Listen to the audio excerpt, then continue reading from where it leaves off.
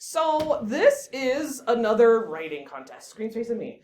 This is our what's being called the community read this year. Have any of you seen, and it's fine if not, have any of you seen this book, The Many Assassinations of Samir, Seller of Dreams? Raise your hand if you, some teacher somewhere has already mentioned. Will one of you be brave and tell me what's one of the things that they've told you, like why this is such a big deal? Leela, what's one? It's one of the booklets. Okay, that's one thing. There's lots of others. Why is this such a big deal? Emma. Yep, and Graham screen face me. The author is coming to Albion. That's another big deal. Anybody know anything else? If not, it's fine. I will tell you. So, we don't really have this opportunity. Miss Nasser, 8th grade English, she used her awesome debate skills. Man, you screen face me. She basically convinced this author to come to Albion, which is a big deal in and of itself. But then, as soon as she had finished convincing him to come, he won a major award. Do you see this shiny sticker on the book cover? He won the Newbery Honor. And if I remember correctly, she was telling all the teachers, I think they only give 6 books per year that honor. And if you think about the thousands and thousands of books that are published every year, it's a really, really big deal. So we are also paying this author to come to Albion, but it's not just going to be the kind of like, let everybody sit in this assembly and listen to this author do stuff. Haven, it looks like you're on a phone. Make sure you're... Okay, just make sure. Okay, I never know for sure until I ask. So he doesn't just want to do a big assembly. He really wanted to make it more special and more interactive. So he is doing a lot. He'll be here for 2 days, actually. He's doing a lot with different classes. He's going to cook with the foods classes. He's doing a really special writing conference with some select creative writers. He's doing all sorts of really cool stuff. And it's a really rare opportunity. So some of you might recognize this book club book from last year. Did anybody read Everything Sad is Untrue last year? It's so good. It's that same author. And we're going to basically mimic what he did for this novel. And what you end up writing for the last couple of days this week, you can choose to enter the writing contest. And the writing contest is you get to work with a major, big deal, published author when he's at Albion. You're getting a jump start on it. We're doing it early because I'm kind of testing this on you before second semester. He won't be here until March, but everything you do could mean that you get to have an experience of having a major author end up working with you and making your creative writing that much better. So it's a pretty cool thing. It's still going to be a grade for my class, but it also has that added bonus. So let me grab a couple of things from my desk. I mentioned I'm going to have you kind of mimic what he did in his novel, which he basically time traveled. I know that sounds a little bit weird, but that's what this project is we're going to do some time traveling. So he wrote about a time and a place that's very different than his real life. He wrote about ancient Middle Eastern stuff, and he had to do a lot of research as part of that, but not like angry, sad, scary research. And Audrey, I'm going to have you show me your screen because I am going to have you do this because it's brand new. Like cool research that he made his story that much better. So you are going to get a ton of choice on this project. It's actually pretty cool because you get to decide something that you're interested in, a time and a place, and then you get to learn more about it and then write a story set in that time and place. So I kind of did my own assignment. I sat down and started brainstorming. If I was going to do this, what time and place would I think is most interesting, that I think is fascinating, that I'm super into the research? So I started with Magic Tree House. Raise your hand if you recognize those. Right when you're little, they were like little kid books. I loved the dinosaur one because obviously there was a lot of like real dinosaur facts happening in that book, but it was also a cool like historical fiction book, right? So historical fiction is basically what we're doing. It is based on reality, but then there's parts of it that are totally just made up, but some of it is real. And I have to tell you, I didn't know that I loved historical fiction until about 3 years ago. Miss Reese, I point there because she's on the other side of that wall, she always has all the teachers do a reading challenge, and she kind of challenges us to read things that are out of our comfort zone. And one of the things that she had us do a couple years ago was historical fiction. And I discovered that I love it. And I didn't realize that I would. That's why, as a teacher, I'm also encouraging you to kind of get outside your comfort zone as much as possible. Because sometimes you don't realize you love something until you try it. So I also started thinking about, I really love the Sherlock Holmes era of London. So even Sherlock Holmes wasn't real. I'm fascinated by that part of London. I also think World War II historical fiction, I am super into it. So I might want to write a story about Poland during World War II. I also think that Australia is really fascinating because Australia had this fascinating history where they had a bunch of indigenous people that all of a sudden you have this influx of England sending their prisoners to Australia. I would love to write a story about that moment in time. Australia, when all of that started changing and all the drama it caused. How many of you have heard of Anastasia?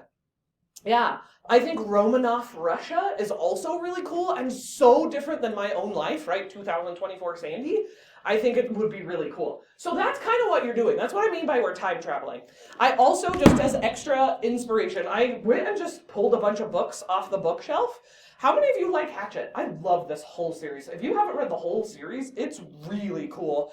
Hatchet was set in 1980 in the Canadian wilderness. So that author totally made up the story, but it's based on some real stuff, right? So that's an example. Peter Pan, raise your hand if you recognize Peter Pan. Yeah, this again, so this is 20th century London, right? So again, very different than 2024 Sandy. Anybody recognize the Three Musketeers? Three Musketeers is 1625 France. Very different than 2024 Sandy.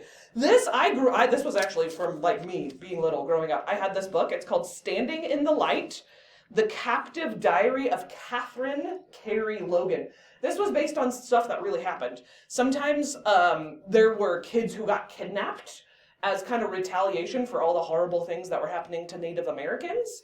And so this girl wasn't real, but it was based on real events. So this was 1763, so like Revolutionary War time, 1763 Pennsylvania. Has anybody heard of Seabiscuit? It's a very famous sports story because it's a horse, it's horse racing. Yeah.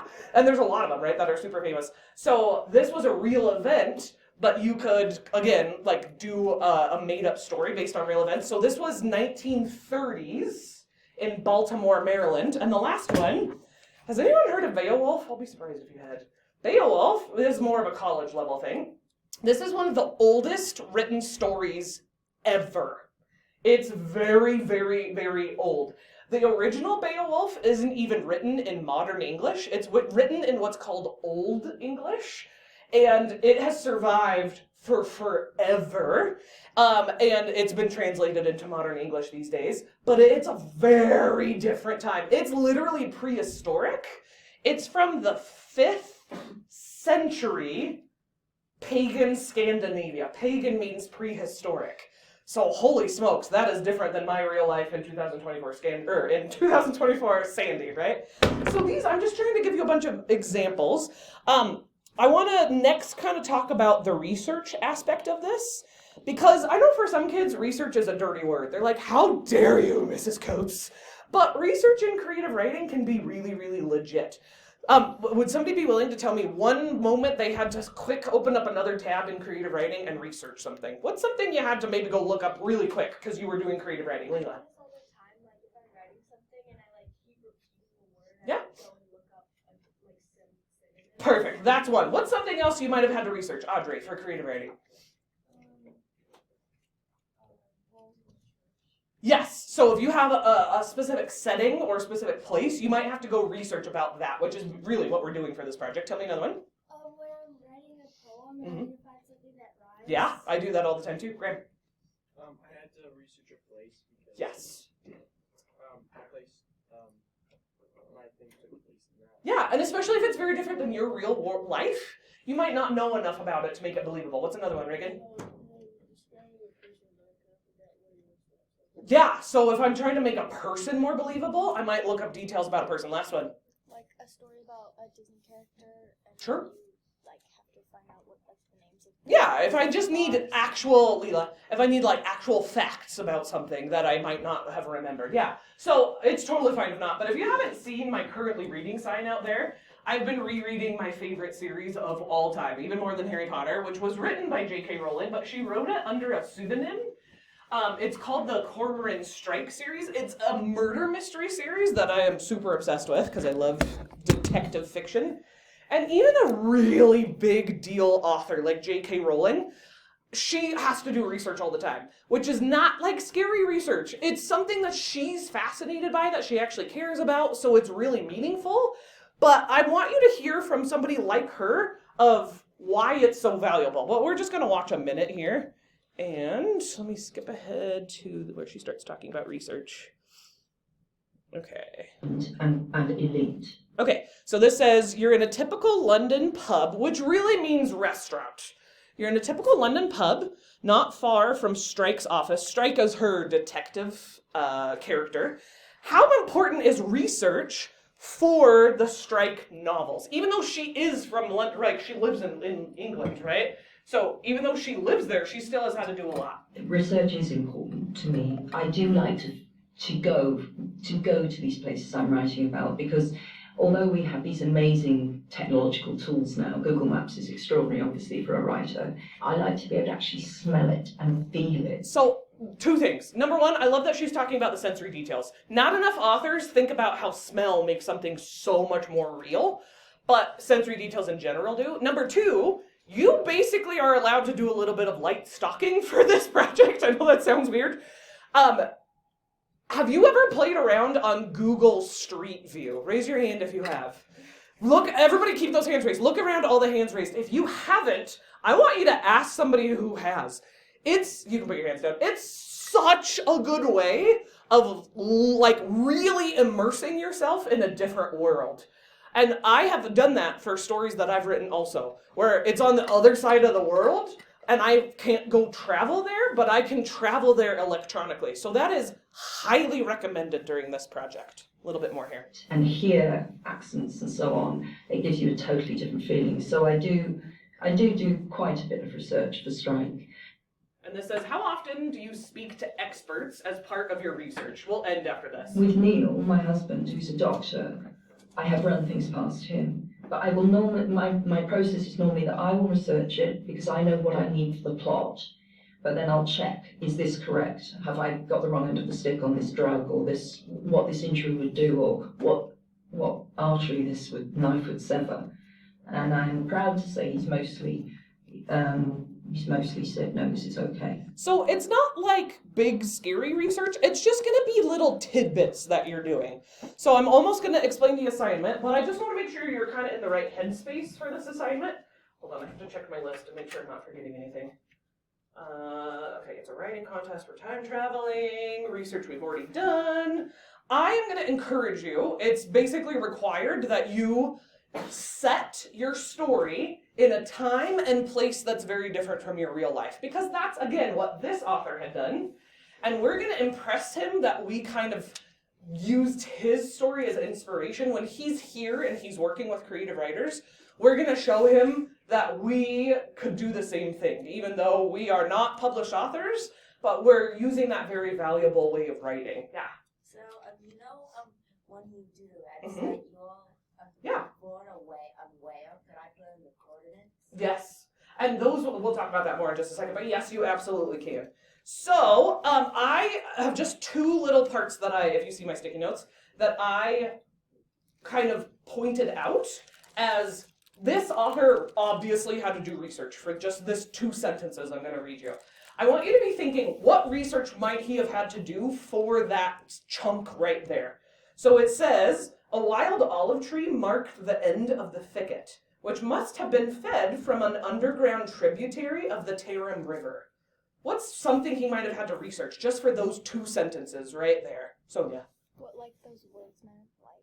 Okay, so even just, there's some intense words happening. Okay, what else? What's something he might have had to research as part of those sentences? Maybe, like, what The rivers that were in that area to make it more believable. What's another one?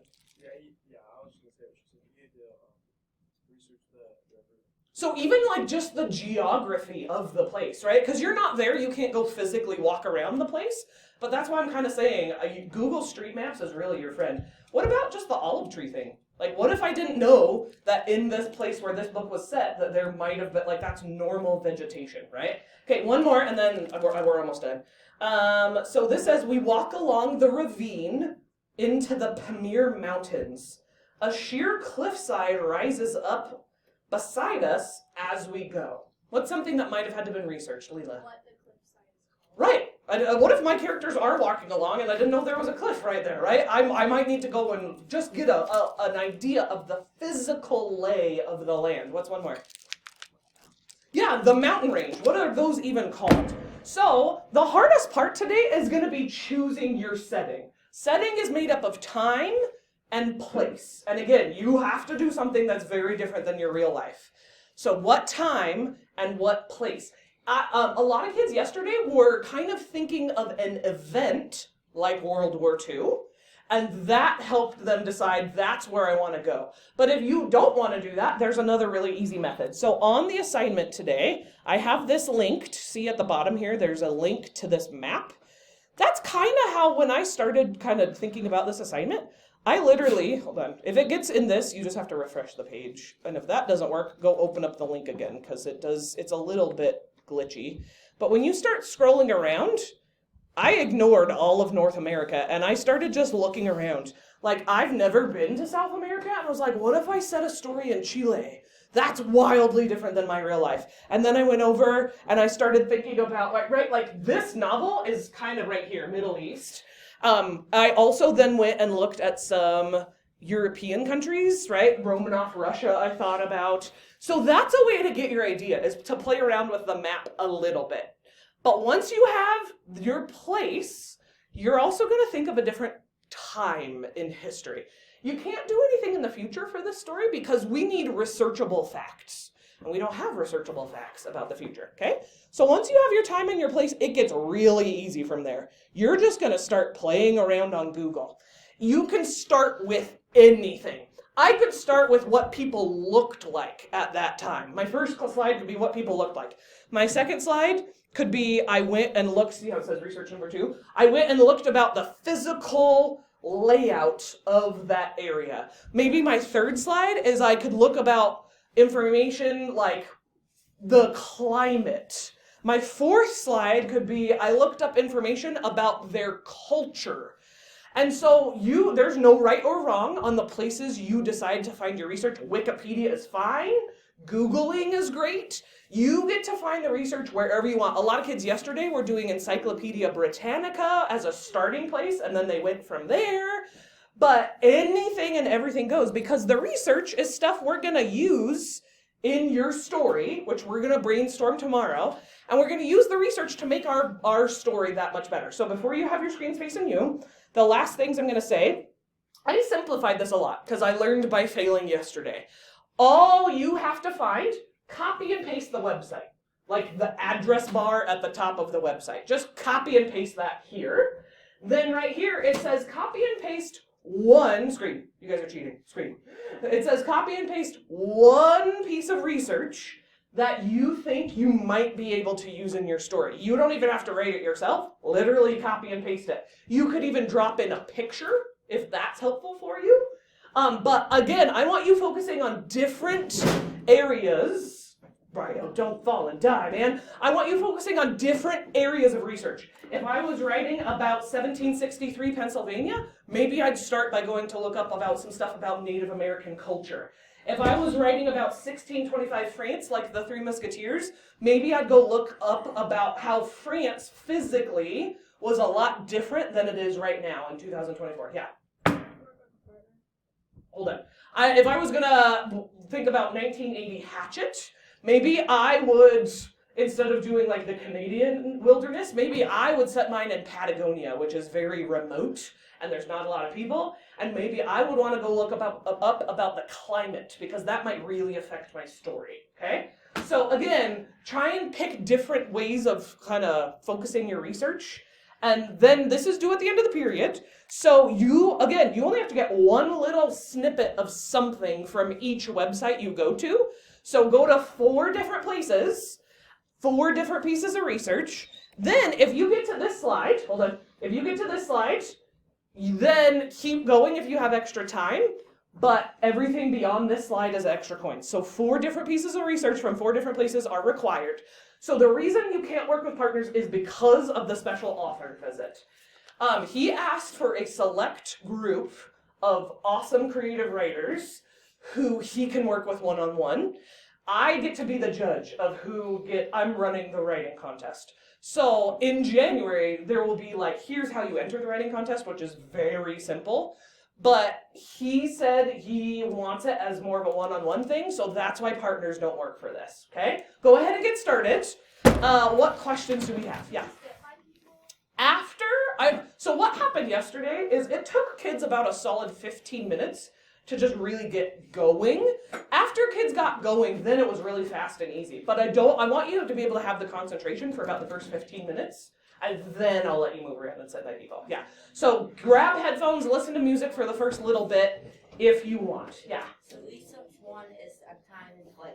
Research 1 is you're telling me your time and your place after you've picked it, but then it might be about the culture or the climate or the geography or what people wore or how they spoke or the history of the thing. Yeah.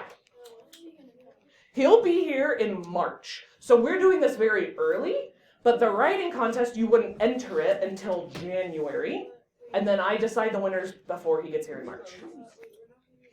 I know. But so you kind of have a leg up on everybody else in the school. You have time set aside during creative writing to do this, and then if you choose to enter the contest, which is very simple, then you already have your story finished. You already have it ready to go, and then, yeah, that's the contest, yeah. Like, if you want to do somewhere where you know, like... Nope. Well, okay, it can be somewhere you know, but it has to be No, something different than your real life. Yeah. I'm saying, like, you know where... That's okay, you yes. can't go to Google Maps and do, like, the walkthrough thing. That's what I was Okay. Like, so what place do you have in mind? It's like a random village in Okay. Crete. So, but you'd be surprised how much Street View Google Maps have. Okay. This village doesn't have streets. So I might choose a village, though, that is stockable on Google Maps because it will make the whole process way easier. But there's other cool remote villages that maybe there are. And again, if you are kind of stuck on what time, like what setting do I want to do, you can either play around with the map or maybe start by thinking of a historical event and maybe base it off of that time and that place. That might be a good way to start, okay?